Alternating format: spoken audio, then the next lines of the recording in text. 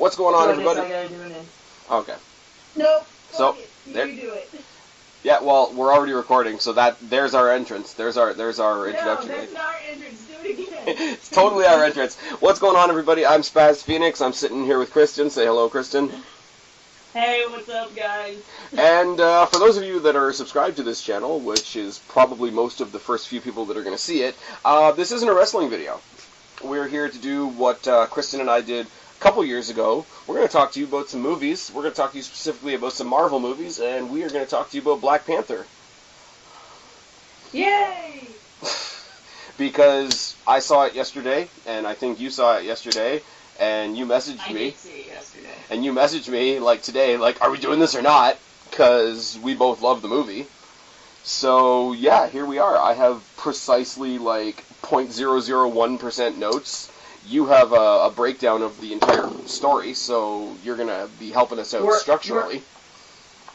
Yes.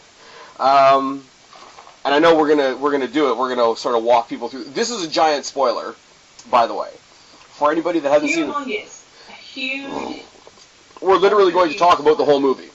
So if you haven't seen the movie, we're giving you to a count of 5 to like turn this shit off now and come back to it later. 5.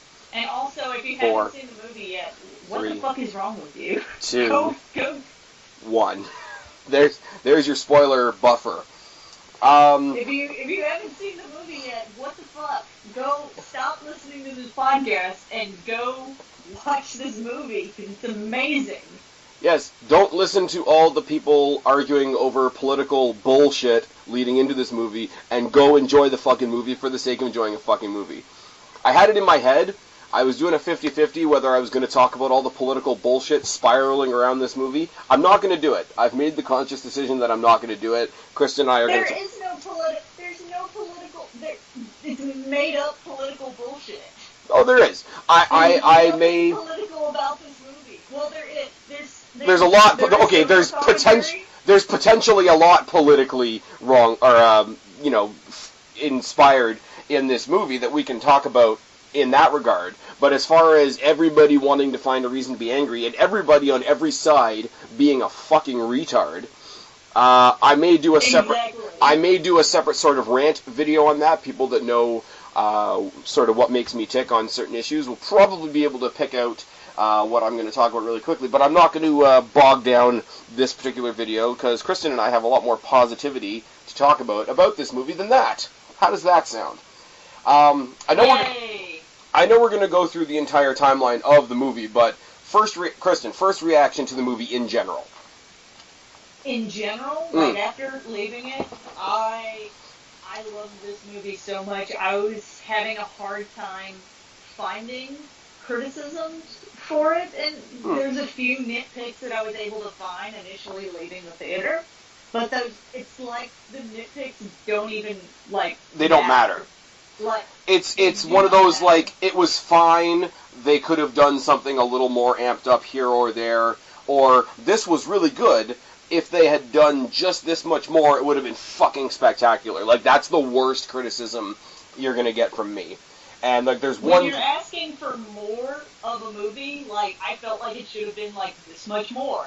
Yeah. Like, when you're asking for more of it, I don't find that to be that big of a criticism. It's not. It's just well, ultimately, it means the movie's done a good job of inspiring you to take the thought farther. If all you're doing is, hey, this is good, it could have been great, then the movie has, like, stimulated something in your brain, which is a good thing at the end of the day.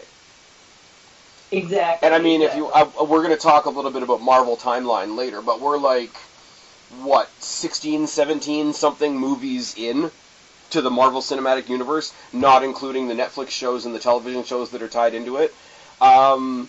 There are some things that are going to drag. There are some things by this point that are supposed to drag. So if that is your nitpick, then you're a fucking moron that hasn't really been paying attention. But no. I totally agree. The things... I loved almost everything about this movie, and I walked away... One of the biggest things that I loved about this movie is, not just the movie in general, but also the, like, aesthetic of the movie, and how everything, even dumb shit like I'm going a little further into the movie, but the ships that they use to mine, like the vibranium, look like dragonflies. Yep. Like they have the like separate wings and stuff, which would be a thing in African culture. Would be depicted amongst their art and stuff. So even like their ships are like culturally like fitting into that society. It's something that would logically come from a place that has been evolving as their technology has evolved. Because the whole idea is they're going back in history to talk about their history, but like their technology has existed for so long that technology is part of their history. And I'm not going to lie, that for me that was one thing that I was really sort of sitting back and wondering, like, how are they going to play that off? Because it is a place, you know, this fictional place, Wakanda, is a place that is, you know, on the one hand, so steeped in tradition. They still have a sense of royalty. They still have a sense of, like, lineage. You know, the king dies, the son becomes king, all that sort of Shakespearean type stuff. But so much of their identity is steeped in technology as well. I was really not looking for them to fail, but I was really trying to see, like, how they would mold the, you know, old school, super traditional, super ancestral element with the tech element, and I think they nailed it out of the park, personally. I mean, let's just talk about it. I'm still, as we're talking, looking for, like, I found people's, like, fucking review of it. There we go, plot summary. There you go. One more question before we start the plot summary. One thing I do want to say that Marvel hit on the head with this, that you cannot say about all the Marvel movies. We love the continuous universe. We love the fact that, like, everything we watch is connected to something else. It's one big long story starting with Iron Man 1. You know, Infinity War, that we're going to talk about later, is the 10-year anniversary of that one continuous story.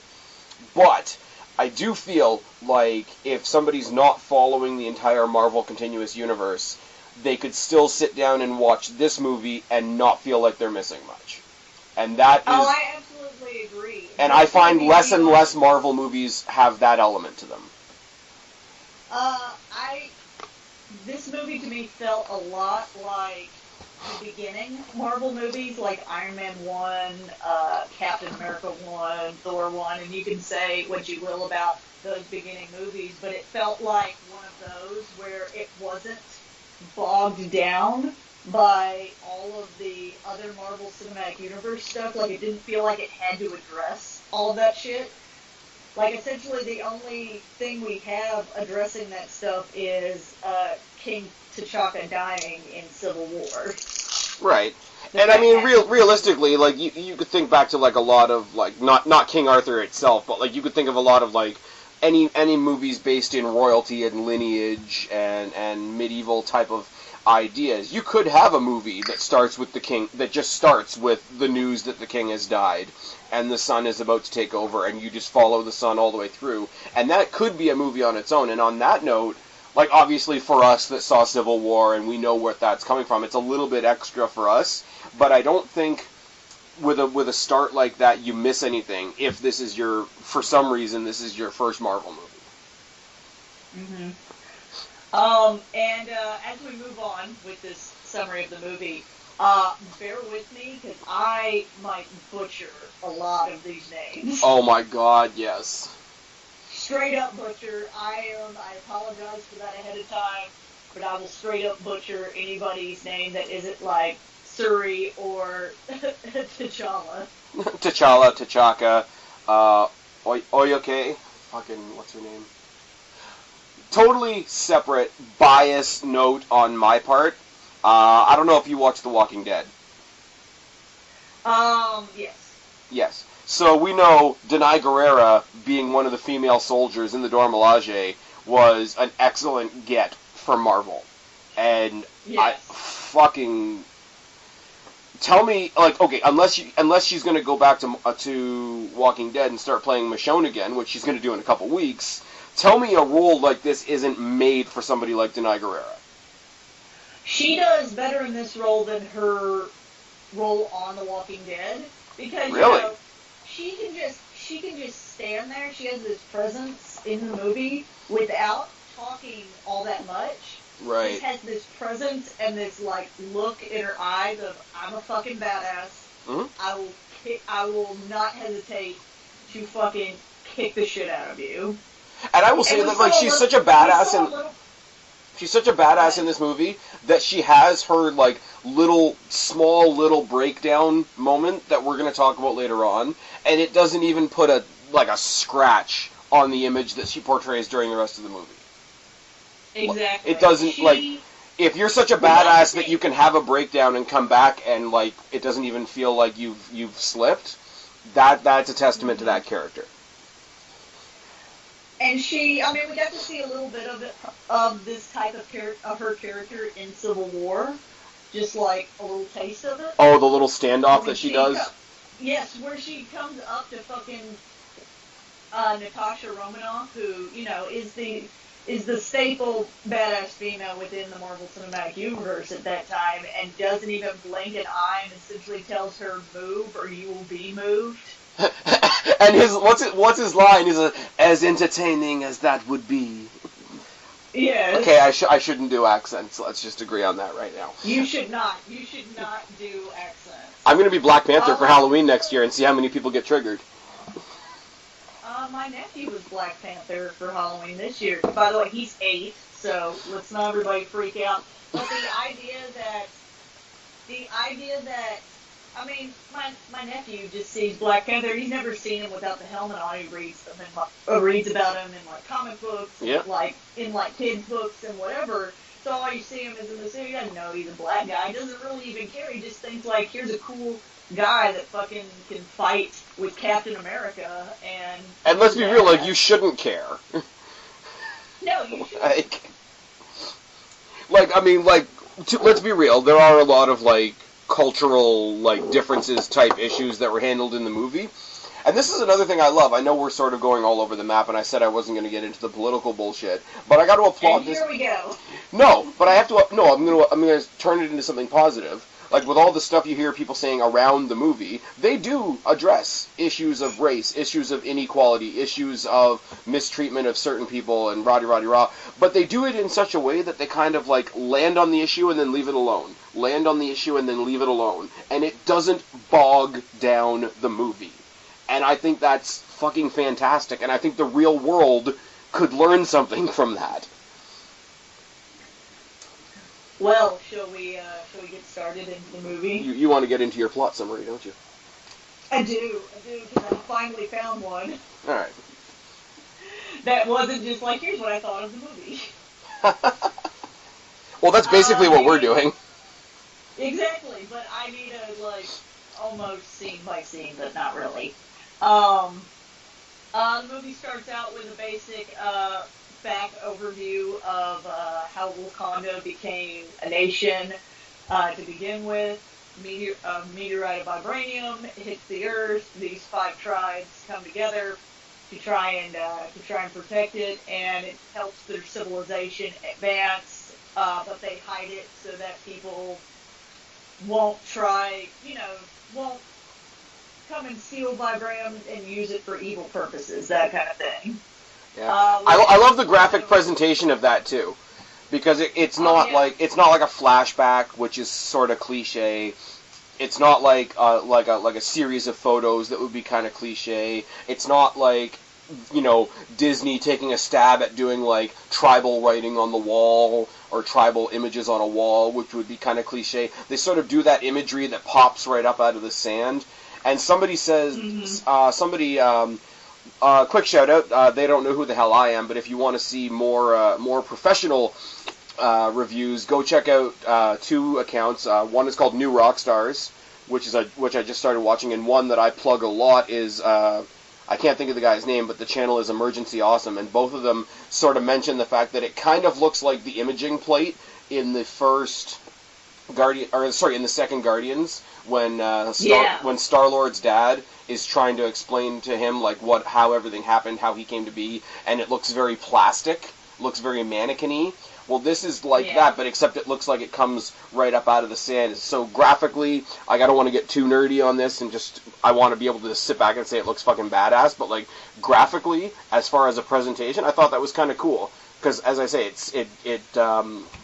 it pulled away from the typical ideas of, like, here's a few quick photos, here's a few quick drawings, here's, like, a short little, like, 2-minute video package that would be good, that they probably would have thrown together great, but it made it stand out from other movies that would have gone a more generic route. I agree. Like I said, I mean, that's just part of the aesthetic that I really liked in this movie, all in all. Let's see. Then after the brief, like, backstory of Wakanda, it brings us to 1992 in Oakland, California, and we see these two guys in an apartment, and then King T'Chaka with his guard come to this apartment, and you find out that one of the guys is his brother, Prince Najumbu. I told you I'm going to butcher these names. Oh, it's so bad. T'Chaka's brother. T'Chaka's brother, the Prince. T'Chaka accuses him of helping Ulysses Claw from the Age of Ultron to steal vibranium from Wakanda. The brother denies it, and then it turns out that the other guy that's in the room is also a Wakandan spy who's been keeping tabs on him. So he was just kind of asking him to fess up, and he didn't fess up. And he tries to kill T'Chaka, and T'Chaka ends up having to kill him. We don't see that at the beginning, though. We see that in the second playing of the flashback later on. Yes, we see that. At the beginning, you think it's the fact that he's been caught, he's going to come back and pay for his crimes, and then they kind of cut the scene. You see a later version of the flashback later on, and I think not giving us the whole story and sort of letting us realize the whole story as the characters realize the whole story. Another great, like, it's a little tiny detail. It wouldn't have changed things that much, but just, we're going on the ride sort of with T'Challa. So for our sake as the audience to find out things the same time he's finding out things makes a lot more sense. I totally agree with that. I'm still just gushing over this movie. Yep. But then forwards to present time, after the death of King T'Chaka in Civil War, T'Challa comes back to Wakanda, he's on a mission to go, they say, to pick somebody up. They go and pick up his ex-girlfriend, who is an undercover spy for Wakanda. Can I just say, when they introduce him on the ship, and he's talking, I think he's talking to Okoye, the Denai Guerrero's character, yes. and she basically looks like she's driving the ship by meditating, like, and she's got all kinds of, like, light fixture type things around her hands, but basically she looks like she's, for the wrestling fans out there, sort of like taking the old school CM Punk pose and sort of meditating, and that's how she's driving the ship. And she's, kind of barbing with T'Challa a little bit. Like, you can tell they're close and whatnot. And they're having, like, the most relaxed conversation ever. And then it's like, okay, ready? And then the floor just drops out. And you see him free-falling from the ship to where the attack is happening. Exactly. Is such it's just another day in the life. I want to talk about their relationship a little bit, because we were saying, she just comes off as this big, badass character. But she's not just that. You can see that they've added a little bit of humor. Like, she's a real fucking fully fledged out character within the movie. She's funny, she's strong, she's loyal. Like, she's a fully fledged character. Like, she tells him, don't freeze. Right. I will say, as soon as he sees that, freezes. and this is coming from me, and everybody thinks I'm a jackass and whatever. I will say all four of the main female characters in this movie are fucking amazing. Like, from this movie, more than any other Marvel movie right now, I believe. No, I'm not. Has more badass women than any of the other Marvel movies. Keep in mind, we are in a year or so getting Captain Marvel, which is basically going to be their version of Wonder Woman. But yeah, up until this point, you're absolutely right. I mean, let's be real. Scarlett Johansson's character is fucking amazing. but they don't really shy away from the fact that she's a fucking bombshell, too.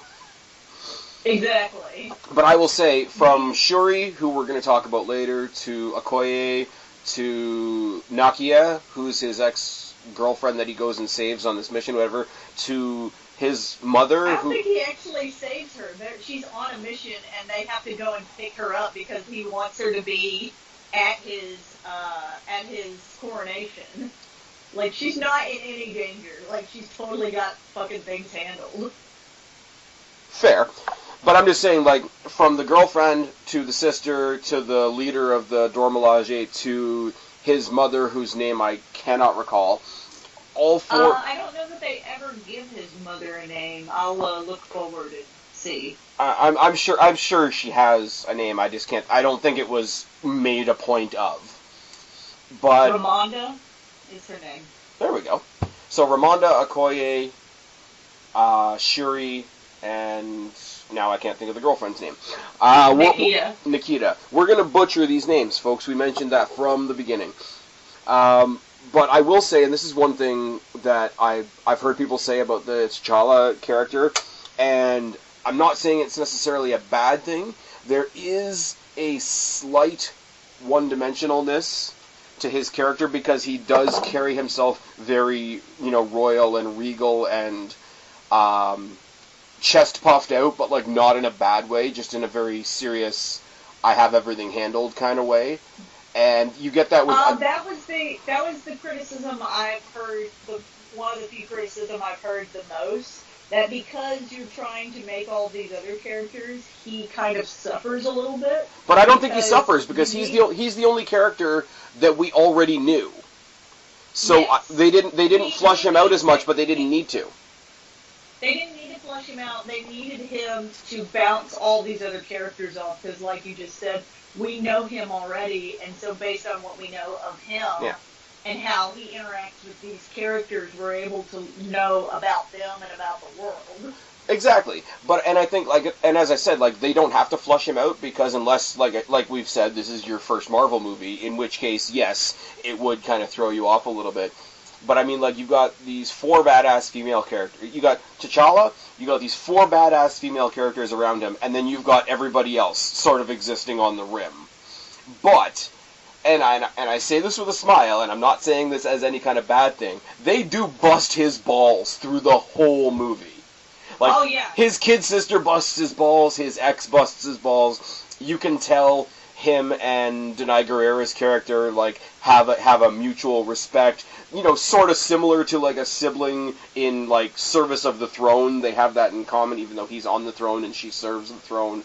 They have that sibling-esque sort of relationship. Mm-hmm. But they do bust his balls through the entire movie, something rotten. It makes me laugh. It's not one of those, okay, bitches being bitches. Nothing like that. But it is pretty strong throughout the movie. While we're in this scene, I'd like to say the one nitpick that I found as I left the theater, and it's barely a thing. The one nitpick I have is with Nakia's character, and I love her and she's a badass and everything, but she does have this this aura of, well, everybody gets a fucking love interest, so we'll just put this chick in, we'll make her a badass and everything. But, everybody gets a love interest, so. But I think it works in this case, psychologically, okay, there's the old adage of, tell a kid that they can't have a cookie, they're going to want the cookie more, right? And I think for her being somebody that is, loyal to her country and whatever, but she wants to help her country from the outside. She wants to go out and explore. She wants to go out and, we're going to talk about this later on, I'm sure. But, she wants to outreach to other countries. She wants Wakanda as a whole to help other countries. She wants to be able to personally go out and help, people that are in trouble, people in, downtrodden areas and whatever. The fact that she wants to be outside of Wakanda, I gotta believe, in my head, and this is only a theory, the fact that they're broken up, the fact that they're split up, the fact that she's going so far away is what contributes to her relationship with T'Challa and him wanting to, pull her back because he knows how important she is to him, also to the country. She's an asset to the country. She's an asset to, you know, their way of life and whatever. But it's not all selfless because, you know, here's somebody that I cared about, you know, either currently or formerly did care about quite a bit. The farther they want to go away, the more I want to pull them close. So, as far as, like, let's just throw the main character a girlfriend, I think it's cool, but I think... No, she definitely isn't just a girlfriend. She just kind of, like, if she was just, like, a child, like, I believe if she... Because the only, like, love interest thing they ever have is the two scenes where they're at the market, one at the beginning and one at the end of the movie. And, I mean, the rest of it, I mean, if you made her just, like, his longtime childhood friend or something like that, I feel like it doesn't change the story at all. I think the dynamic of, like, him as a person wanting her there because he cares about her, and him as a king knowing what an asset she is to the country, like, those two ideas running side by side is, I think, what changes that dynamic a little bit. Because I think it's kind of cool to say, like, both halves of him want him there. Like, you have to, like, the person and the king, or, like, the person and the fighter.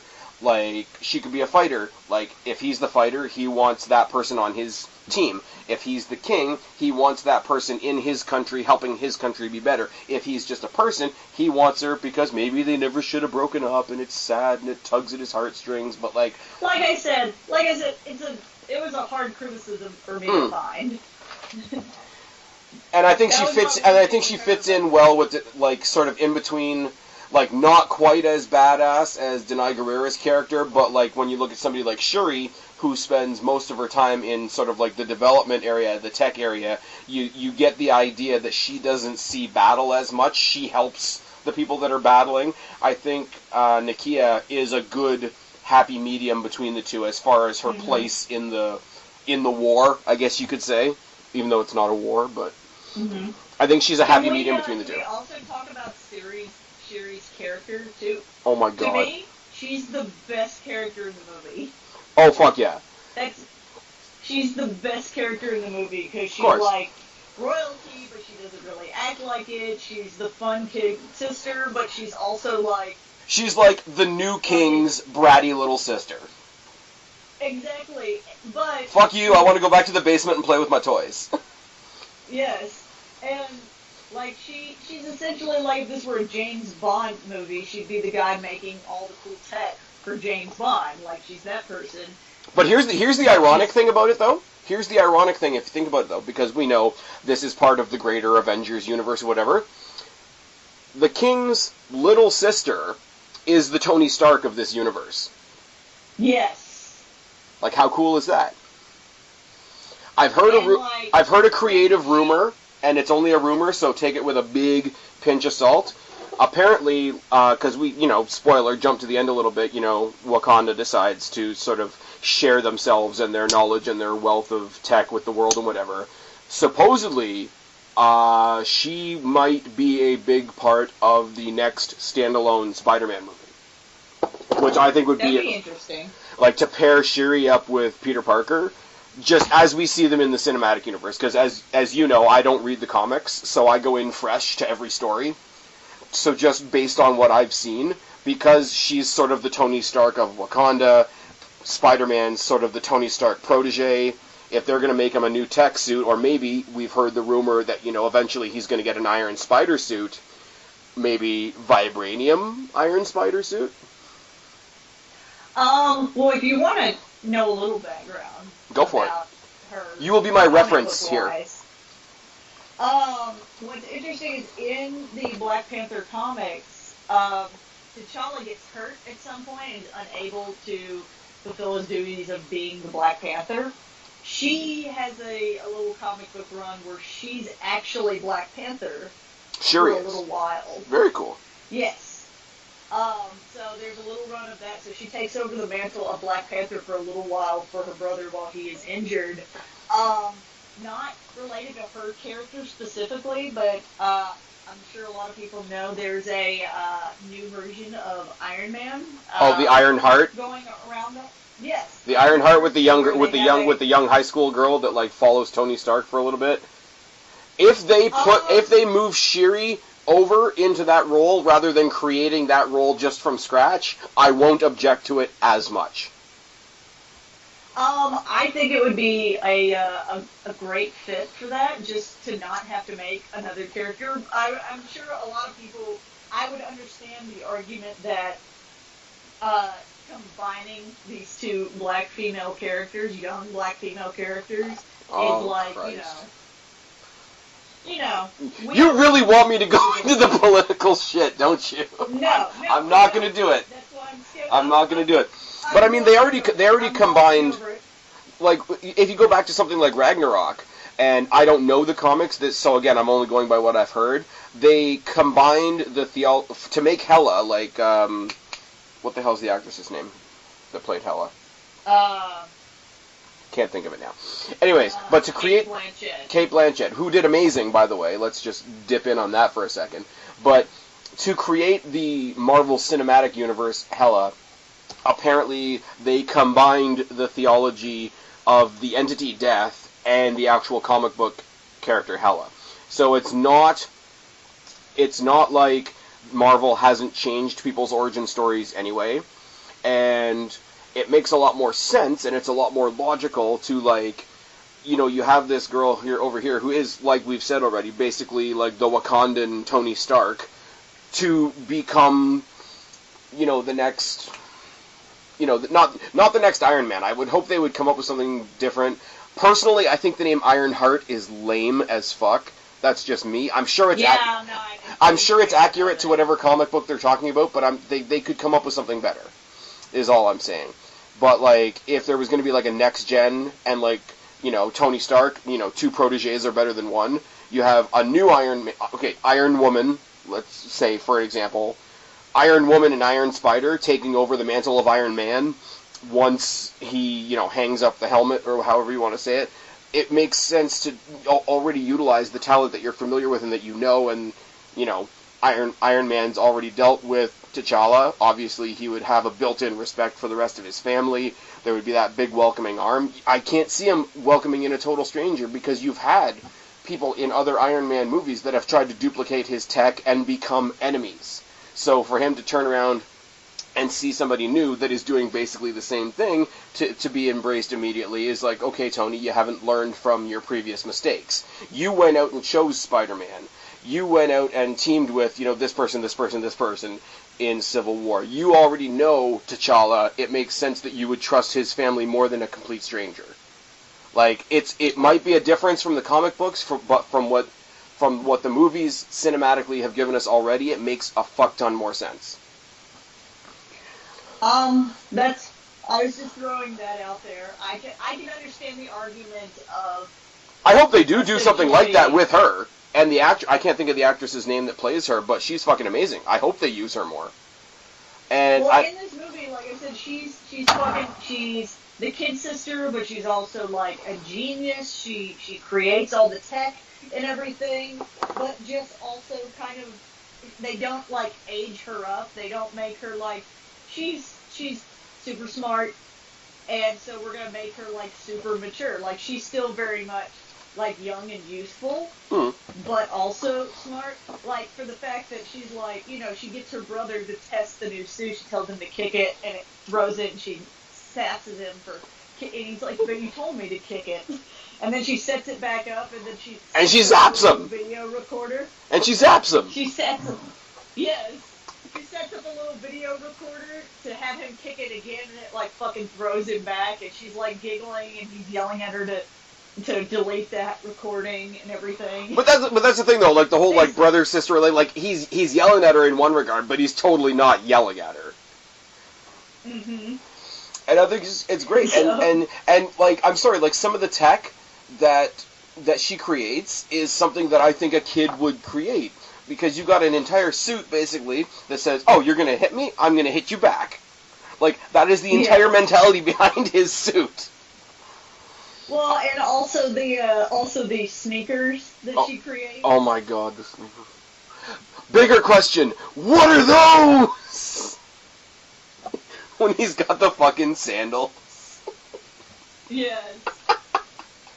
That's the thing, though. Like, this movie is pretty heavy in a lot of ways, and it's pretty violent, and it's pretty sad in a lot of ways. But there's a lot of funny shit in this movie too. That's another balance that's really hard to strike, especially with something like this. Because you got something like this, it could be like a Michael Bay special where everything's just shiny and explodey and big bang boom, or you can have something that's a little heavier with some of the themes that they talked about in this movie, talking about, you know, militarizing certain minority people and whatever, which is, it's a real life thing, which hits harder. So you could have it be incredibly heavy, you could have it be incredibly, like, just relying on the tech aspect, but if you can throw in the humor and make people seem human as well, that's a hell of a balance to reach. Well, since, you know, I just kind of want to go through and talk about the characters now. I know I spent all this time looking for this plot summary, but I think we should just go through each of the characters. Let's talk about Killmonger. Oh my god. Arguably one of the best. Probably, I don't know if I would put, because people are going to yell at me if I put him above Loki, but I think Marvel is really bad about making super one-dimensional villains that are just like, I'm here to take over the world, and, you know, that is their motivation, and that's it, kind of thing. I don't know that we need to compare him to Loki, because Loki kind of exists in a third category on his own. Loki's going to do what works for Loki, whether that means siding with the good guys, whether that means siding with the bad guys, whether that means siding with the neutral guys. Loki's in it for Loki, and I don't think, in the end, that makes him a bad guy. It makes him a realistic guy. He's looking at the entire universe and goes, okay, right now I fit there. So... okay, well, if we're going to use that kind of category system, then he is the best Marvel villain to me, hands down. Oh, for sure. For sure. Because the best thing you can do with a villain is give them a motivation that you understand, that you get, that you sympathize with, but you clearly don't agree with the method they use to get there. To clear that motivation up, to fix that problem. I have a very issue is the oppression of African Americans in general in the U.S. all over the world. Well, he's got a couple different issues that all kind of intertwine, right? Like he's obviously got the, like, I want to stick up for my race, I want to stick up for people of color, because it's not just black people. Like, in general, like, they, you know, when we say people of color, it's basically anybody that's not white. But, I mean, there's some truth to that. So I don't want to sit here and say, oh, he's a black guy sticking up for black guys. He's a black guy sticking up for, like, people of color that are being mistreated and whatever. But tied in with that, he's also like, hey, Wakanda's kind of selfish. Like, they got shit going on in Wakanda that could help the whole fucking world. Like, not just, like, from negative things, but, like, make the positive things better. And on a personal note, he also... He was orphaned by his country. Know, and mention that the king, his uncle kills his father. Right. And then totally leaves him abandoned to try and hide the fact that he did this and to keep Wakanda secrets a secret. Right. Yeah. And, sorry, I lost my train of thought there for a second. Any bad guy that you can agree with makes the audience uncomfortable, and when the audience is uncomfortable, they're more engaged. When you're watching, like I was... And I don't know that his motivation makes me uncomfortable, but it's something it's something that we can all, like, agree with. Like, yes, this is a big issue, right, but the way you're trying to solve this issue is not okay. Right, no, you don't, like, I'm saying his motivations, no, you agree with his motivations, but at the same time, it's like, okay, this is going to sound so bad, so to everybody listening right now, I apologize. I think black people are mistreated, so I'm going to go kill all white people. So, like... Exactly. So you know, on the one hand, you want to say, yes, I think there's a lot of people of color that are mistreated, but... in agreeing with that, I'm agreeing with some guy that wants to go kill an entire other group of people based on their color. And so I'm agreeing with somebody. I'm totally agreeing with somebody that's about to go do something terrible. That's the discomfort I'm talking about as a viewer.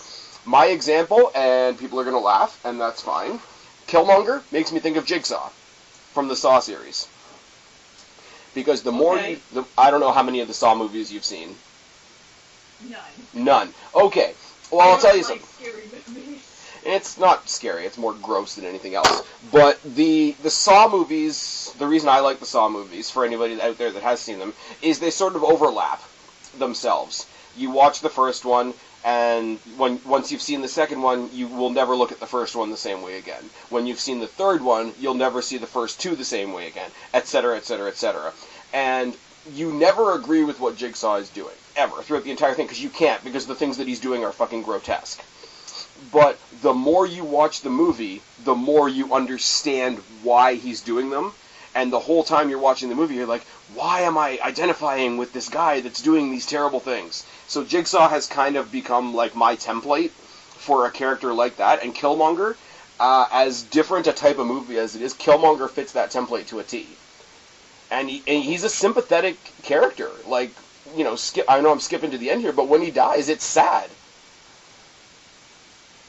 Mm-hmm. When he dies, it's not only sad, but it also, he has like a powerful ending. Too. Yeah. Well, his little ending speech there. Character, it totally fits in with his character's motivations and how this character, you know, is placed in this world. Right. And it gives you that last little bit of insight as to where he sees himself and what he sees himself as. Because there's a lot of guys, you know, a lot of bad guys who just, I'm going to take over the world and I'm going to fucking run shit. And then there's characters, like I say, like Killmonger in this, like Jigsaw in my example, that you know 100% that they don't think they're wrong. That they think, you know, obviously T'Challa wants to help his country, wants to help the world, whatever. You know Killmonger is doing the same thing. This is his version of, I legitimately want to help the world. His methods are what splits the difference there. But he's not trying to grab up the world for himself. He's trying to fix the world in the way that he needs it to be fixed. So there's a selflessness to his villain character. And you can't, as much as you may want to, especially with some of the things that he does and people that he kills along the way, you can't 100% hate him for his motivations. And that's one of those, it's not a cut and dry bad guy. And I love that, because you can, anything like that you can debate is always fun. Mm-hmm. A lot of people are talking about right now that Killmonger's character and Black Panther and T'Challa's character are very much, if you want to go within the Marvel universe, are very much like Professor X and Magneto, where they're both trying to kind of protect mutant kind. But, yeah. You know, Magneto's doing it, and I mean, that even stems back to, I mean, those characters, Magneto and Professor X's motivation are rooted in the real world too. They're based off of like Martin Luther King Jr. and Malcolm X, where one of them, they're both fighting for, their goal is the same thing. They just go about it radically different. Whereas one is all about peaceful protests and restraint. The other one is all about anarchy and not violence, but dominance. You know, dominance kind of thing. One of them is sort of like, I'm going to stick up for my people, which is totally understandable, and one of them is like, can't we all get along?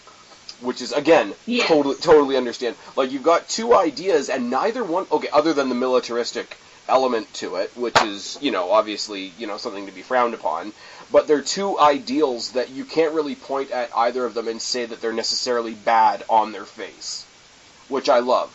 Because a cut and dry bad guy is, it's good if you're trying to introduce characters, which, I mean, we were in this movie. Like, we were introducing all the people around T'Challa, but we already knew who T'Challa was, and we already know what his motivations were. We saw his dad die in the previous movie and whatever. So if it was strictly a rallying call, like a rallying, okay, hey, we're putting this team together, like this is the Wakandan Avengers, for example, and it was really based on him, like, pulling himself and one or two other dudes and the four other women that we talked about already, and really making his team a team, and the focus was on the building of the team, and just give us something over there to punch at, then we could do with a one-dimensional bad guy. But we weren't doing that. Like, we were giving him something to struggle with. We were giving him something in his own history that made him and his family and his father and where he came from not so perfect. So he was being knocked down a peg and then having to come back from that. So that's where you need that multi-dimensional character where you're not just going to be like, okay, no, you're trying to fuck some shit up, I'm going to beat the shit out of you. No, you're actually making me struggle with something, and you're actually going to test me, you're actually going to make me look at myself, which is a hell of a deeper story, which you would have had to have in a story that's based in some of the stuff that this story is based in. I'm trying to think of any other characters I want to talk about. I like Everett Ross. I really like Everett Ross. Yeah. I think, I didn't hate him, but what we had to do is you had to have, other than T'Challa, another character to kind of bring him in, all these people into the Marvel Cinematic Universe and have another person that we recognize. I don't think we needed that. I think we needed if Coulson was alive, this character would have been Phil Coulson. Coulson is alive. Quote, alive. Coulson is alive, but the rest of the Avengers don't know that still to this day. I think he serves. I'm trying to think. Yeah, for the people that want to feel that continuity with the rest of the movies, yeah, then obviously Everett Ross fills that character. But I mean, what it does for me is sort of when they are in, I think, Hong Kong, and they've got the big chase, and yes. we're obviously going to talk about the big chase and all the cool shit that happened there. But when they get back to the police station, and he takes the bullet for Nakia, and he knows the only way they can fix him is to bring him back to Wakanda, that's sort of the first crack in T'Challa's mentality of, okay, we're Wakanda, we have to stay to ourselves, we have to hide ourselves, we have to be isolationists, nobody in, nobody out, we got to keep our world to itself. Agreeing to bring him back, and not only bring him to Wakanda, but use the Wakandan tech to save him, because he, takes a bullet right in the spine. But, yes. not only to have him there, but to have him there for the purpose of helping him, for the purpose of, bringing him back and him not being paralyzed and exposing him to everything that Wakanda has to offer there. I think Everett Ross, metaphorically, and I'm going kind of deep cut here, he is sort of the first crack, the first realization of, hey, maybe we don't have to keep our turtle shell completely 100% all the time. And I think they needed that, because the only other person was Claw, and he died. So, yeah, he was another character that brought in. I liked Claw a lot. He was wacky and everything, but he was definitely a way to bring Killmonger in without introducing this guy that nobody fucking knows, kind of thing. Well, he served the purpose, too. He's an actual bad guy. Whereas Killmonger... Yes, he's the stereotypical villain. He's the actual bad guy that doesn't care about the war, doesn't care about anything else. He's gonna back up Killmonger because, hey, vibranium. That vibranium dope. Yeah. And I think for the purpose of, having an actual bad guy that's done actual bad things, and, I mean, his death more than anything else puts the rift between T'Challa and the other fella that I can't remember his name, the guy that was farming the rhinos, and he's like, hey man, when Claw came last time, what he did killed my family and whatever, we got to bring him in and da-da-da-da. And when T'Challa is not successful in bringing him back, he immediately turns on his... Yeah, he immediately turns on his brand new king because, hey, you didn't go and kill that guy, immediately. I think that guy takes up, that's one thing I will say, is that guy that sort of gets played off. I was about to say, that was my other one issue. That guy flips pretty quick. And that guy is, his childhood friend. That guy's his childhood friend. That guy is his, his top soldier, whatever you want to call, Denai Guerrera's character. He's top of border security, the tribe that lives on the edges of Wakanda and tries to keep people out. Right. No, but also the Okoye, the Denai Guerrera character, who's like played off as being super tight with T'Challa throughout the whole movie. That's his like wife or girlfriend or fiance or whatever you want to call him. And at the end of the movie, like he stops his entire rampage because Okoye stands in front of his rhino and the rhino licks her, and that's the end. That was. I'm not going to say it didn't make sense because obviously the rhino would know her because it's her husband and da-da-da-da, and, you know, what would stop my violence? My wife would stop my violence. I get that.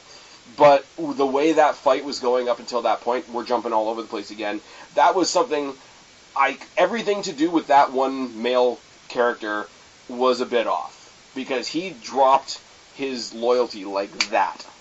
And it was jarring. It was jarring how fast. Okay, you didn't kill that guy like immediately. Okay, I'm on the other guy's team now because he brought me a body.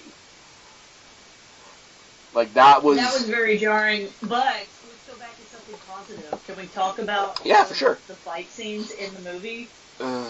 We can go through each one if you want. There's only one that I sort of shit on, and even though I shit on it, I still think it looked cool. And that was the final fight between the Black Panther and the Golden Jaguar.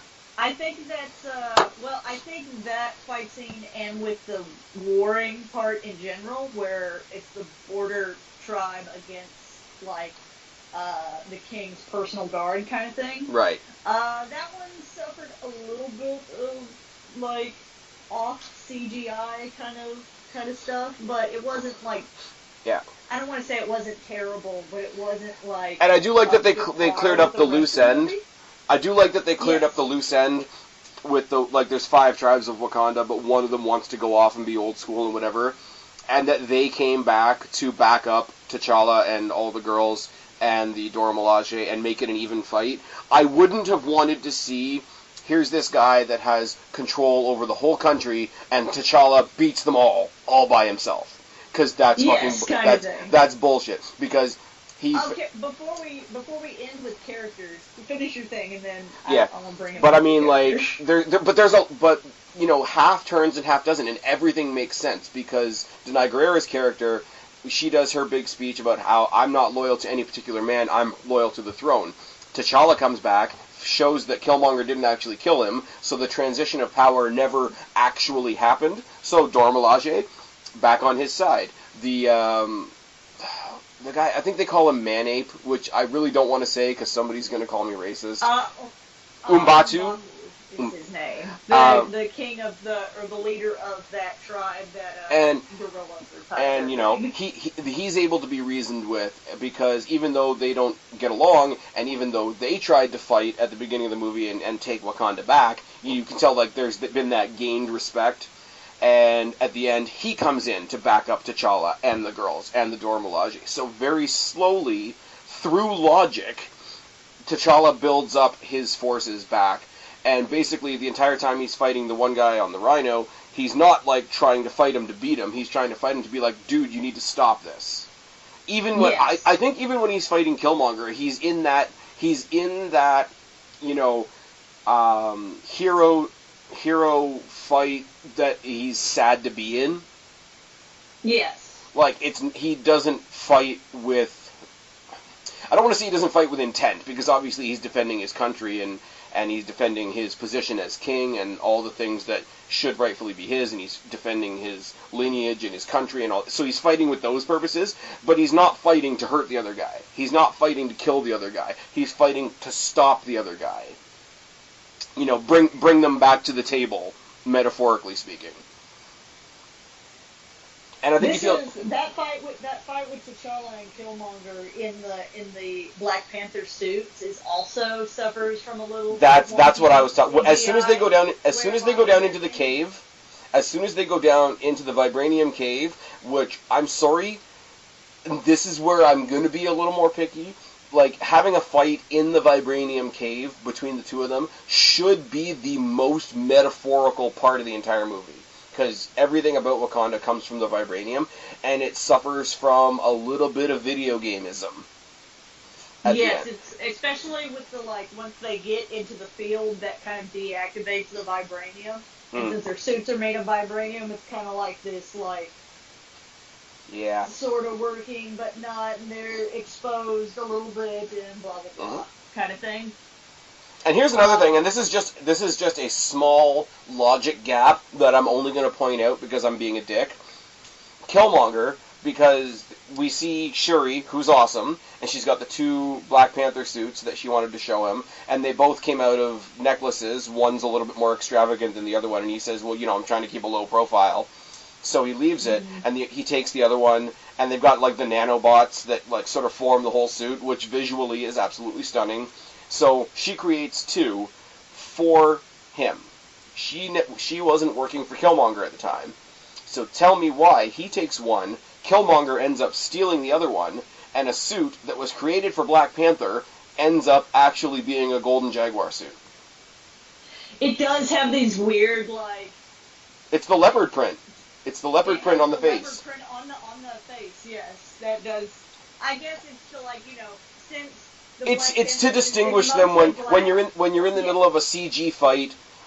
You need to make the 2 characters very distinct. I get it. I like it because it makes sense that the guy taking over from the Black Panther wouldn't be another Black Panther because he's seen as an outsider. He would take on a mantle like the Golden Jaguar, which is fine, and I get that.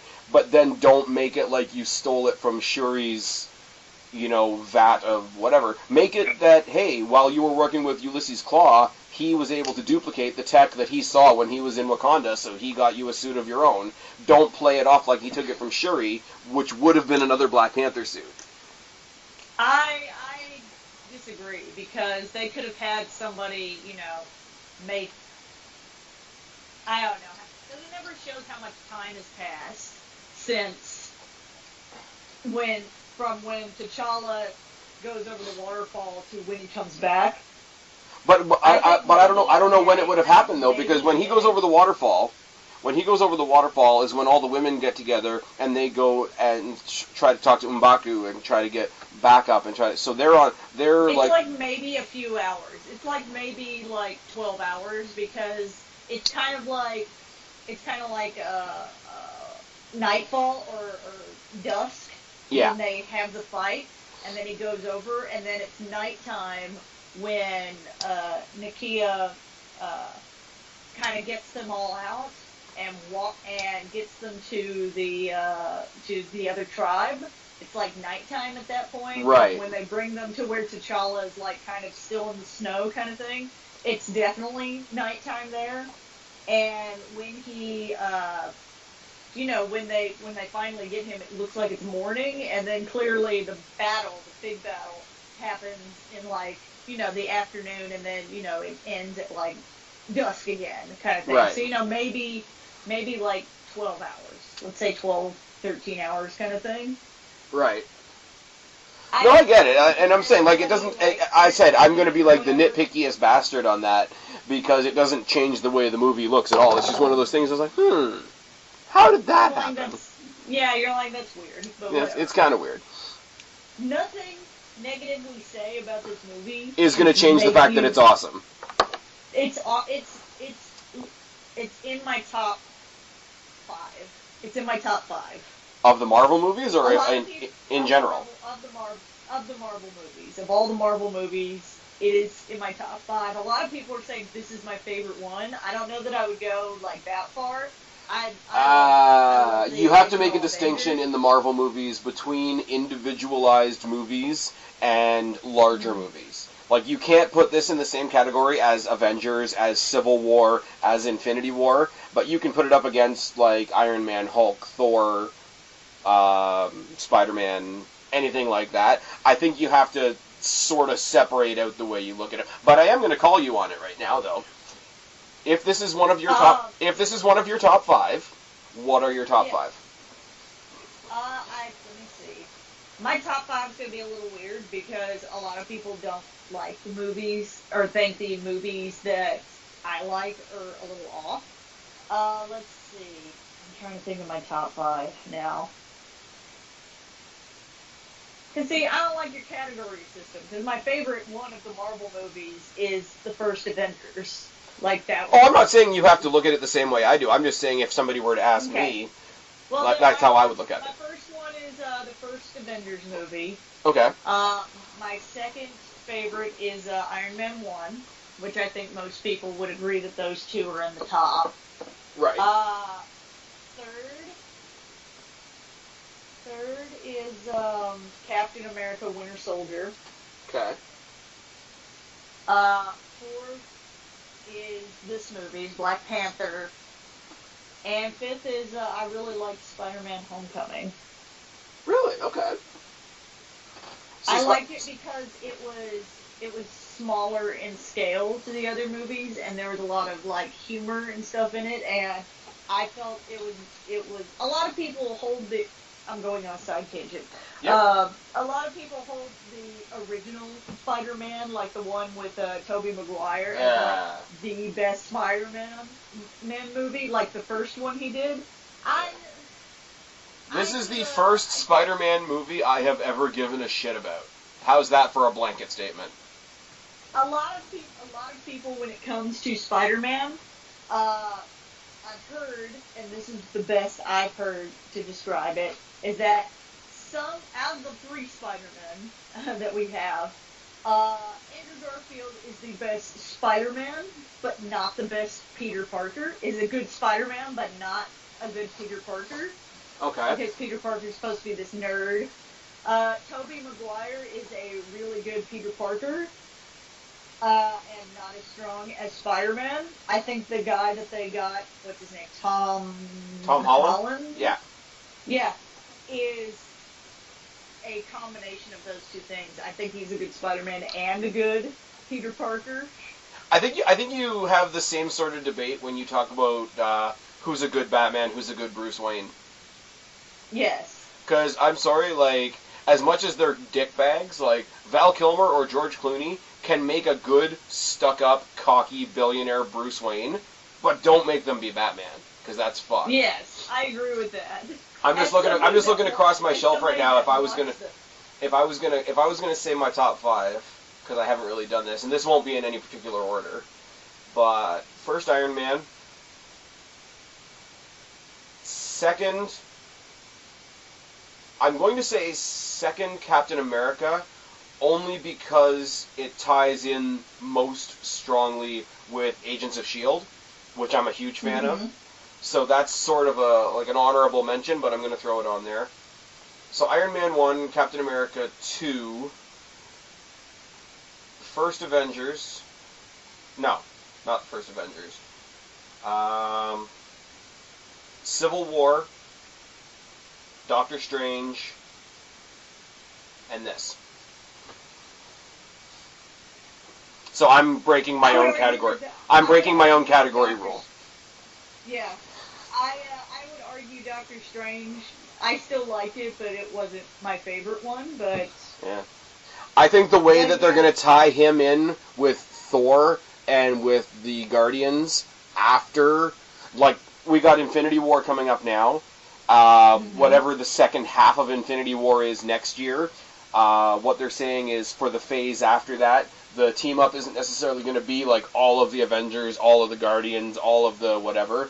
Supposedly the more cosmic-based heroes are all going to be kind of together, so you're going to get like the Guardians and Thor and Loki and Doctor Strange teaming up, as opposed to like the traditional Avengers, which I think is kind of cool. Doctor Strange, I love Benedict Cumberbatch as Doctor Strange. I loved him in Sherlock. I loved him in Imitation Game. I just think he plays like the cocky asshole that still has a sense of purpose. Yes. Perfectly. And the fact that, like, let's be real, basically, he beat Dormammu by being a pain in the ass. And I can respect that, surprisingly enough. Well, on a side note, when it comes to Black Panther, let's see. In the first weekend, in the first couple days it's been out, it has grossed worldwide, U.S. and the other territories combined, $361 million. That's in the last 4 days. That's not too shabby. 15th grossing overall. That is a fair chunk of change. That is a fair chunk of change. And, it's the first weekend. Clearly, people are going to go back again and again to see it. Oh, I'm going to go watch it again. If you do not watch Marvel movies, that's fine. Still go watch this. Still go watch this. If you love Marvel movies, then why the fuck haven't you seen this already?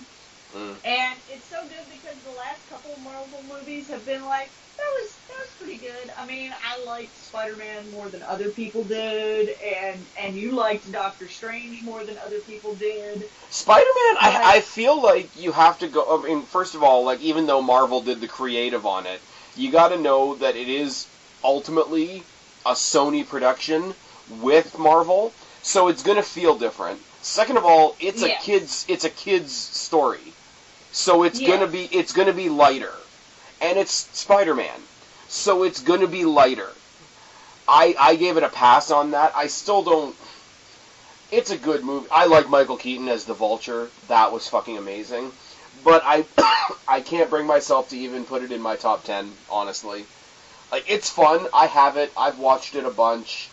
But, like, I mean... Well, I'm somebody that really likes the first Captain America movie when a lot of people didn't. A lot of people felt the first Captain America and the first Thor movies were, like, a little too stiff. Like, a little, like...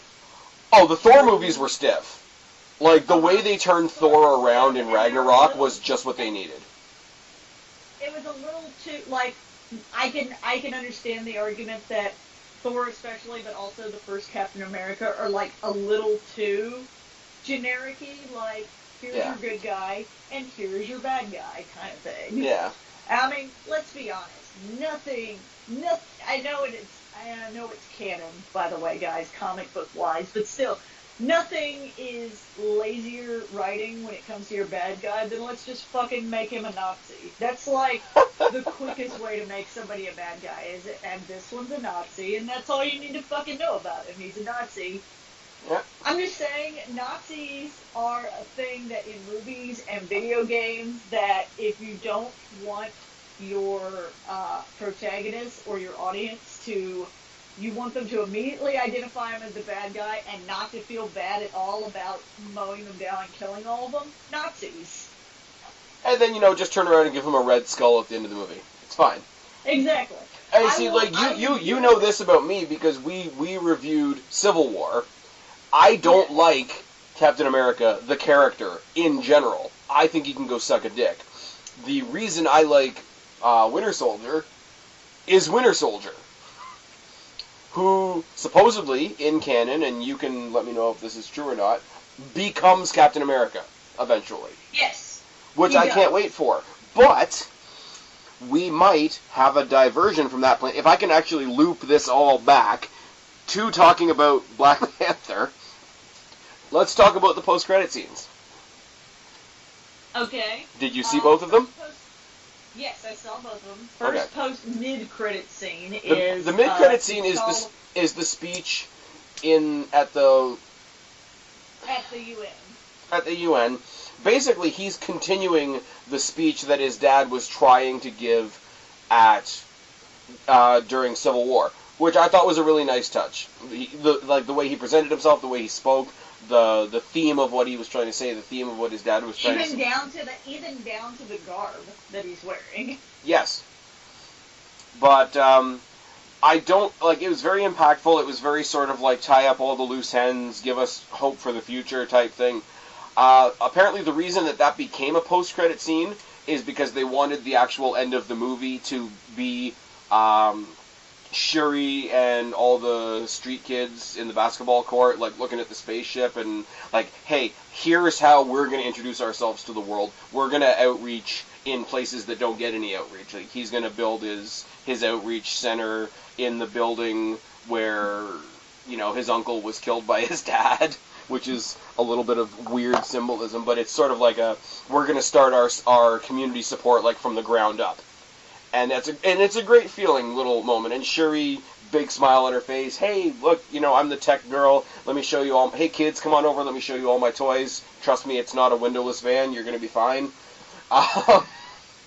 But it's a cool little, and they wanted to end on that, not on something super, like we said before, not on something super stiff, like a UN scene. So they bumped that to a post-credit scene.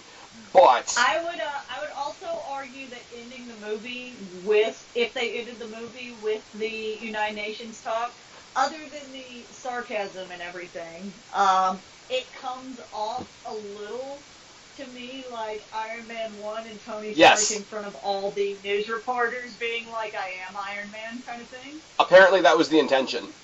Apparently that was, like, fully the intention. Well, sort of the whole, like, to have the one like asshole white guy in the crowd say, "Oh my God, third world country, what is Wakanda ever going to offer to us?" And to just have him smile and then have the scene cut. It's fully intended to mimic that.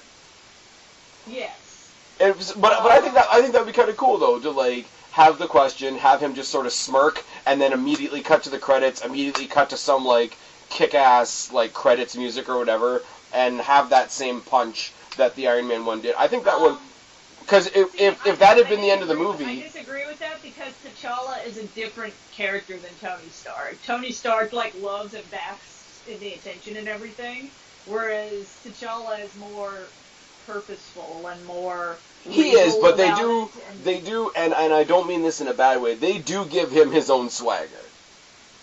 Yes. But it's totally different than Tony's, and I think it would have come off very Tony Stark, and I wouldn't have been super down for that. But any other thoughts about it before I move on to the end credit scene? That doesn't neither of the credit. Well, they don't. It's not like a prelude to the next movie kind of thing. Yeah, it might be a little bit, but not like a lot of other ones have. Yeah. Go ahead. Move on to the final one. Post-credit scene is a bunch of kids standing over somebody, and then they run out of a hut. And is it Siri that's at the Sure. village? Yeah, it is Shuri, because she's the one with all the tech. She's the one that apparently used her tech to cleaned out his brain first of all. But if you've seen obviously. By the way, Bucky comes out of the hut with all the kids after all the kids run off from staring at him. And I mean they alluded to this earlier in the movie when they brought Ross in. The one line that I love. You brought me another broken white boy to fix. Exactly. I'm sorry, I can't even be mad at that. That's fucking amazing. It made me smile. And actually, you know what? It kind of shoots in the foot my whole theory of Everett Ross being the first one that they sort of let into Wakanda without, Well, and I mean, they already showed that at the end of Civil War that they brought Bucky to Wakanda. Yeah, no, that is true, but I didn't think about that until just now.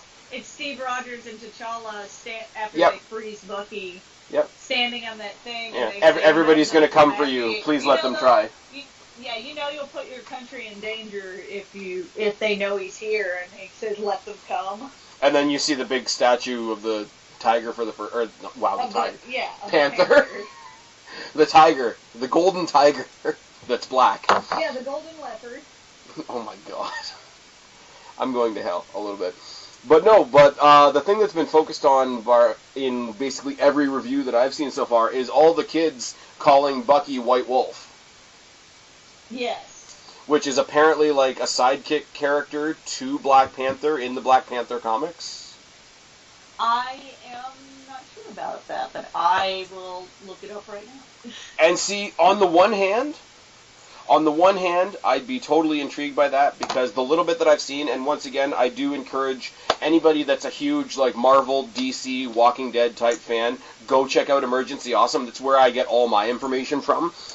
But supposedly, the original White Wolf character was a white kid that was adopted by T'Chaka when T'Challa was still a kid, and they were brought up as sort of stepbrothers. And if they want to co-opt that mantle and use it for Bucky, that's cool in one sense, because we all know, if you've seen the previews for Infinity War, that he's got a new vibranium arm. The new vibranium arm looks like musculature, which I think is rather weird because it's not muscle, so I don't know what the hell that's about. So you got this guy with one full vibranium arm going to team up with, Black Panther, who's an entirely vibraniumed up guy. It would be cool. It would be cool to see him partnered up with somebody other than Captain America, because personally I don't like Captain America.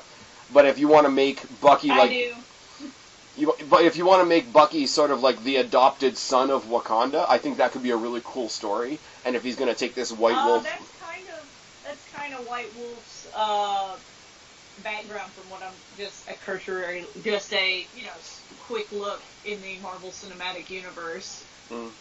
Because up to this point, I've been hanging my hat on the fact that eventually Captain America dies and Bucky becomes the new Captain America. But if you want to sort of transplant him...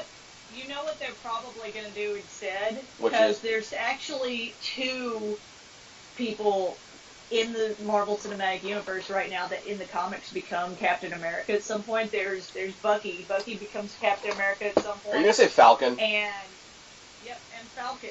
I'd totally be down for Falcon being Captain America.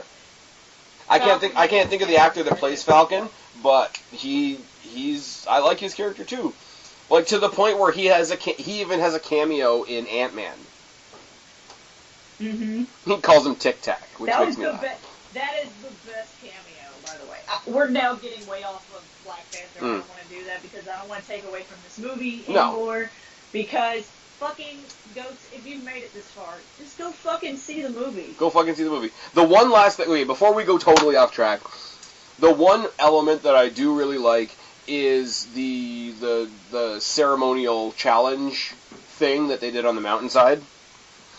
And and how, for the king to be challenged, he has to drink, like, the heart-shaped herb to take all the Black Panther powers away from him. He has to drink something that strips him of the Black Panther powers to make it, to make it a human-on-human fight. Which I like, because, like I say, what we said at the beginning of this video, you gotta balance out all this tech and all this advancement with some tradition. So it's like, yeah, I fight with all this tech and all this additional stuff to go out there and do all the right thing, but I have to have the most basest of combat skills and defense skills and whatever to do it. And the fact that they do it in that, and I was saying this to my friend that was at the movie with me, and she didn't really get what I was trying to say, but it's cool that they do that fight in that little pool, because that would be such a pain in the ass to fight in, because the water was only about a foot deep, and it would be just enough to make you drag your feet and make it a little bit awkward to position yourself. I think those were done really, really well, first of all. It was a really cool way to introduce the M'Baku character, because in the beginning, you want to lay out what the traditions kind of are, and if the traditions are to open it up to a challenge, you have to have somebody do that so that we, as the audience, know how that goes, so that when Killmonger does it later on, we know that this is a tradition that already exists. Also, it introduces M'Baku, so you have that whole roundabout story of, hey, we earned each other's respect, and now we need your help, and he helps them win the fight at the end of the day. But I think it's a really cool, set the table type moment, and I think, what's his name? Forrest Whitaker's character as sort of the de facto, shaman type character of their culture. He does a great job, because Forrest Whitaker is always a little off in movies. Yes. So to have him be sort of the super spiritual elder type character, fit him down to the ground. The whole friggin' okay, let's go back. We talk about Shuri and Denai Guerrera's character and Chadwick Boseman and all. Top to bottom, the entire cast of this movie is fucking great. And we've already gushed on Michael B. Jordan's Killmonger character and how multidimensional it was, but realistically, there's not a single casting choice that they made here, of the characters that mattered, that was amiss.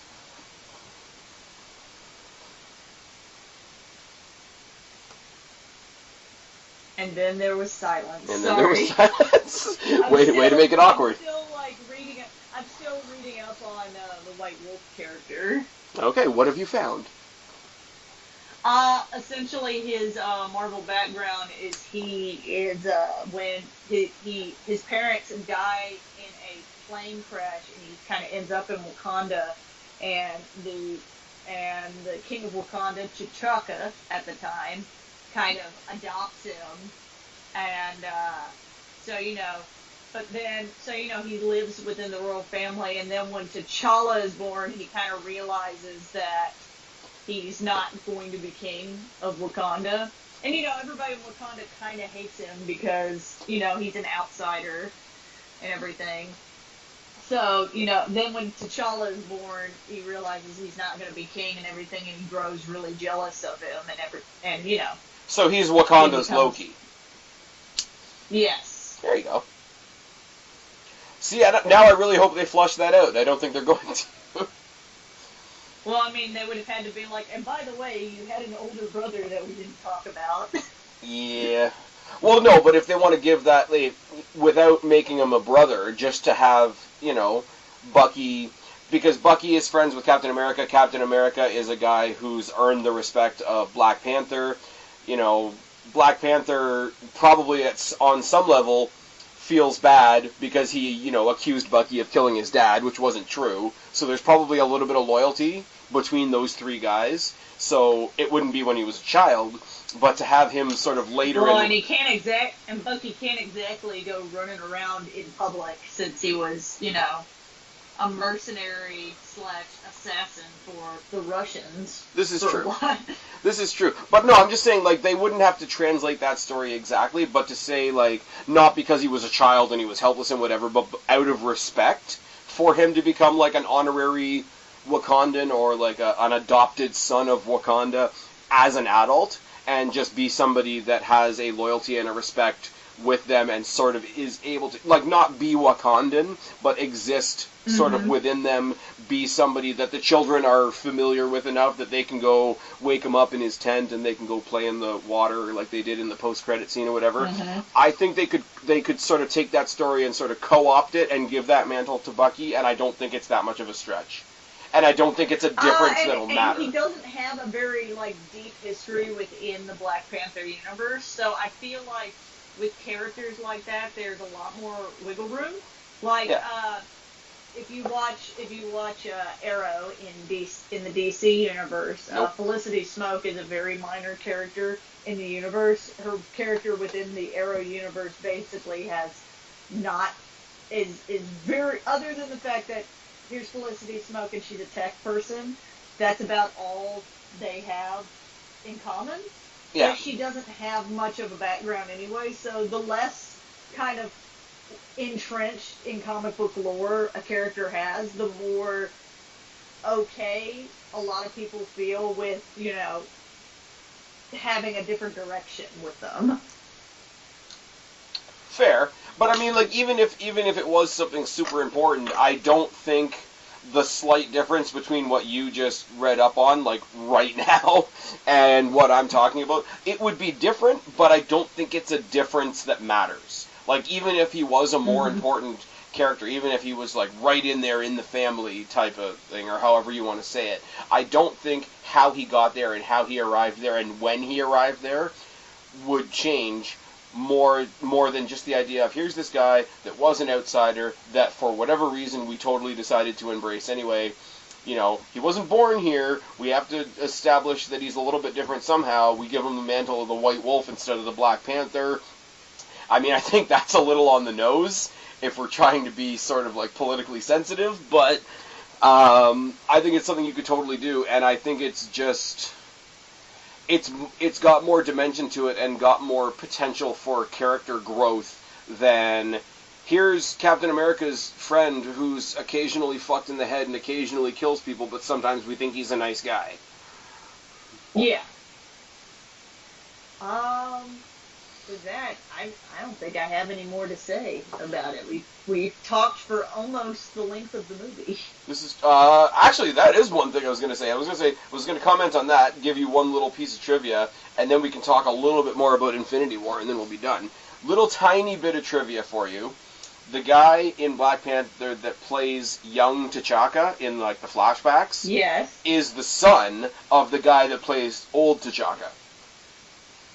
That is interesting. Little side note. Second of all, when you went and saw the movie last night, did it feel like 2.5 hours? No. Because I went to see it at 7:30, walked out of the theater thinking it was 9 o'clock, looked down and saw that it was 5 after 10, and was like, oh fuck. So, great job on Marvel proving that they can do a longer movie and make it not feel long. Yes. Gives me a lot of hope for Infinity War. Now, here's where we switch gears a little bit. Infinity War is the next big team-up, shall we say, or next big outing by Marvel.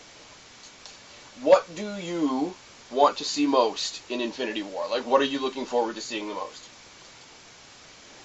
I don't really know, because I've only, when it comes to Marvel movies nowadays, and, you know, a lot of big movies like Star Wars and all of that, I tend to not, I watch whatever the first trailer is that comes out, I watch that trailer, and then I actively avoid everything else. I actively avoid, like, interviews with the cast. I actively avoid, you know, second and third trailers. Right. I'm just saying, like, based on everything that Marvel has given us so far, and based on basically everybody's going in the same bucket for this movie, and we're finally going to see them fighting Thanos, and that's basically all we really need to know at this point. What are you looking? Based on that alone, what are you looking forward to most? I'm looking forward to, hopefully, and this is going to come off negative, so sorry.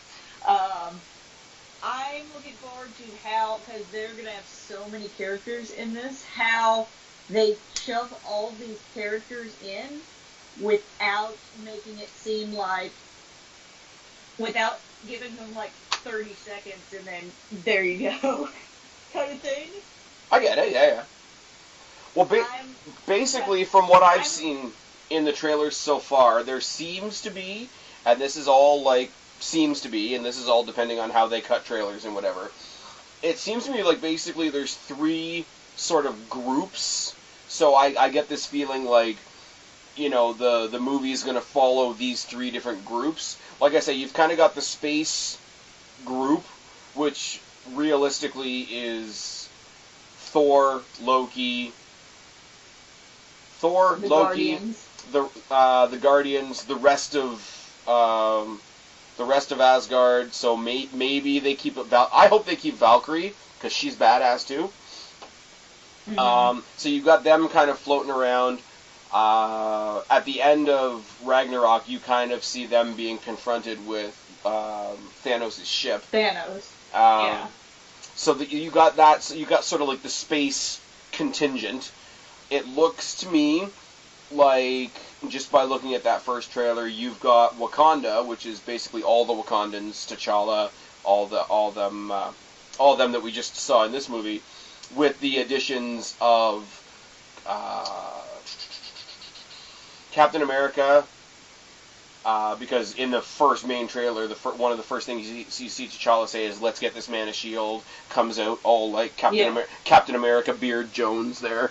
So you've got his, I guess you could say his contingent. You've got Captain America, you've got Bucky, you've probably got Falcon, you've probably... Well, yeah, you definitely have Falcon and Hawkeye, and because... probably Scarlet Witch, probably Ant-Man as well. Like, all the people that ended up on the raft, right? Yes, because, Cap busts them all out of jail. Yeah, and you gotta figure that he's in tight with Wakanda. They would have to explain away. The only thing I could say is if that whole half of the Avengers has been hiding with the help of T'Challa, you gotta do some creative footwork and explain why they weren't helping T'Challa in Black Panther. I assume the reason why is because, they went off and Bucky's the only one that needed to stay in Wakanda because he was frozen. So. Right. But no, so they're in Wakanda, and then I think in sort of, I'm assuming it's the States, you've got Tony Stark, Vision. Stark, Vision, Banner, because he crashes into the Sanctum, Doctor Strange, Spider-Man, So I don't think it's a matter of let's find like 30 individual characters. I think it's basically going to be we all see some shit's going down.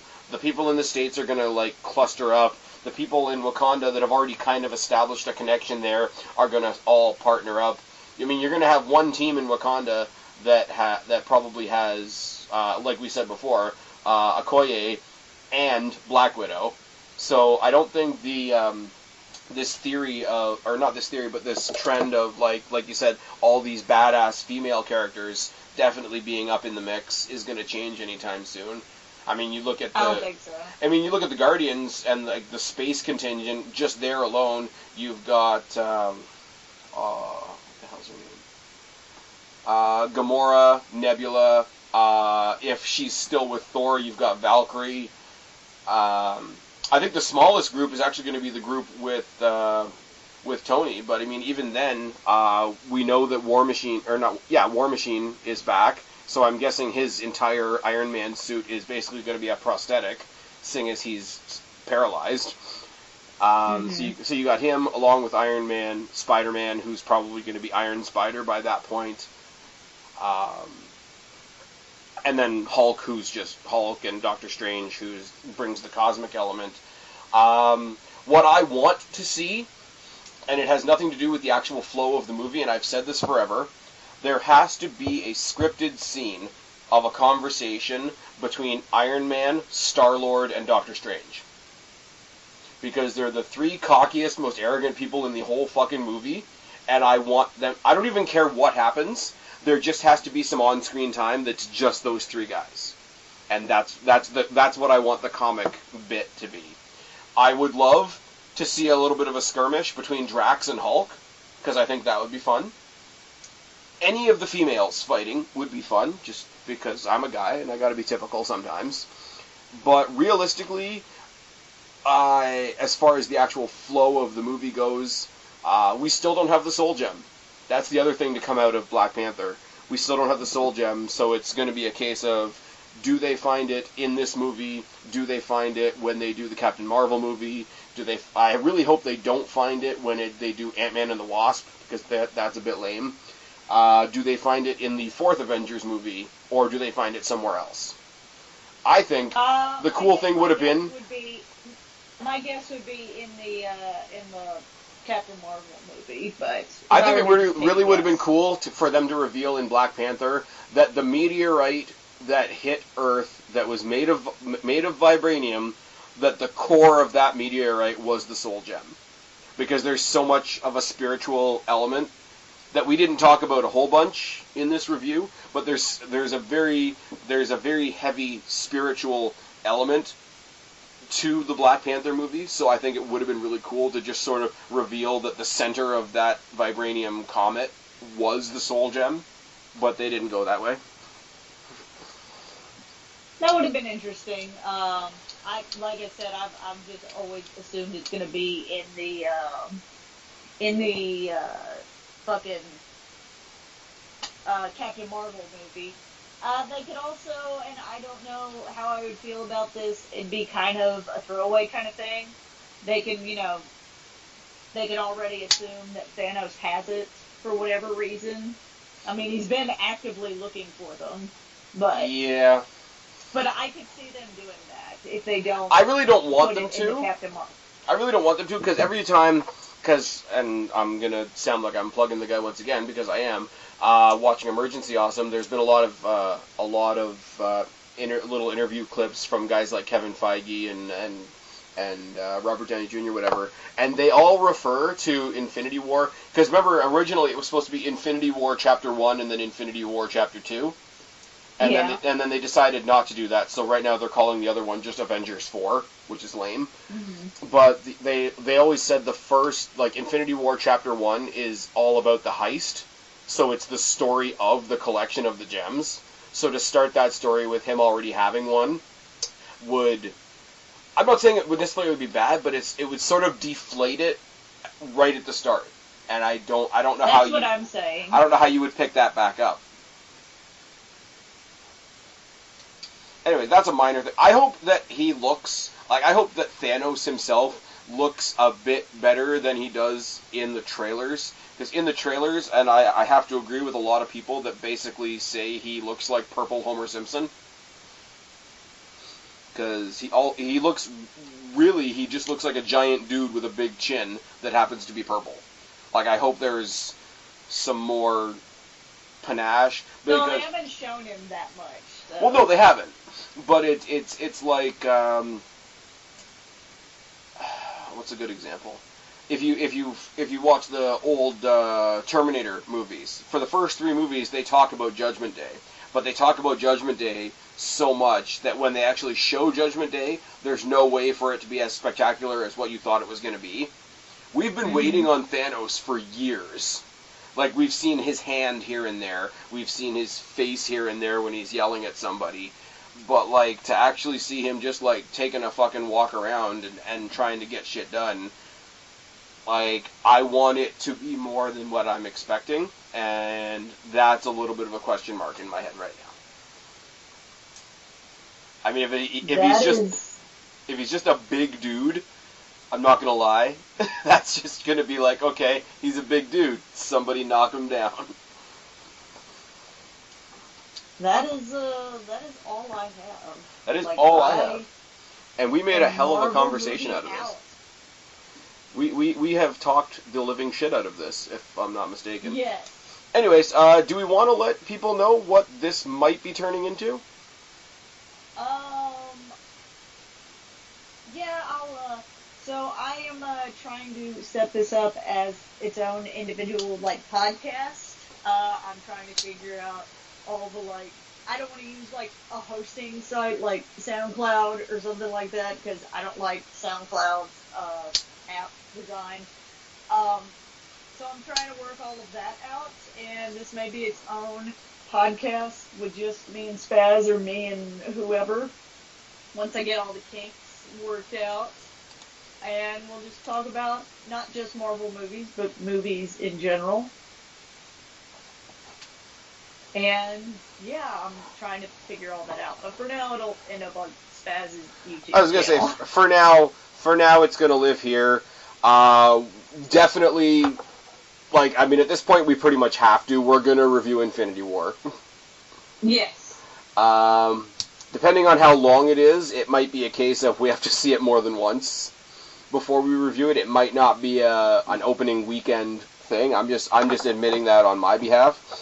The fact is, for those of us up here in Canada, we know that tomorrow is, or I should say today, is Family Day, so I've got a day off, so that hence I was able to do this. Might not be the case when Infinity War comes out, but there will be a review from myself and Kristen at some point after it does come out. Anyways, yes. do you want to tell them where they can find you in the meantime? In the meantime, you can, I have a YouTube channel there, but don't even bother with that. You can find me on Twitter, BlackCatFeline. You can find me on Instagram, BlackCatFeline. That's just mostly pictures of me at work. And, yeah. Alright, and you guys know where... And you can find me on this lovely channel. Yeah, you can. Where usually we're talking about wrestling. Oh, for the wrestling fans out there, we will be doing our preview for the Elimination Chamber pay-per-view. That will be coming out. That will be recorded this coming Friday, probably uploaded by Saturday. We will be doing the pay-per-view pick 'em. There will be bonus questions and other stuff that I'm going to throw in, so if you want to get those bonus points, you actually have to stick it out through the whole video. Sorry about that. But anyways, you guys know where to find me, or you wouldn't be here. I can't really do my closing shtick because it has to do with me as a wrestling content creator. So I will say... And this isn't a wrestling content. And this isn't wrestling content. So I've been Spaz, she's been Kristen, and that's it. And that's it. It feels really weird because I have no closing. We need to come up with a closing. Are we the MCU reality check? No. But we need to come up with a closing. Alright, if you've made it this far, tell us what we should call this shit down in the box below. I'll talk to you guys later.